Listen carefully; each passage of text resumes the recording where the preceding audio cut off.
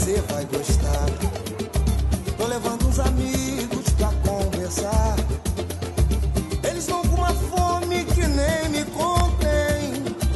Eles vão com uma sede de anteontem.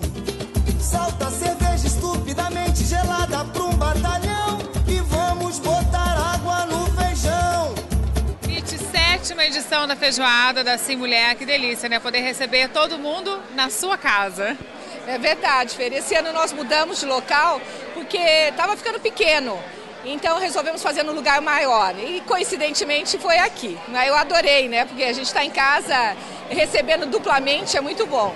Agora tá apertado até. Ano que vem acho que nós temos que pensar num outro lugar maior ainda. Bacana. Agora, além de poder receber todo mundo, ter esse momento de descontração, esse encontro também tem um outro objetivo.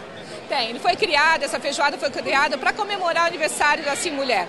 Então isso tem sido feito anualmente, é uma oportunidade, a gente se encontra, as conselheiras se empenham para isso. E esse ano nós agregamos ainda uma contribuição beneficente, que os convidados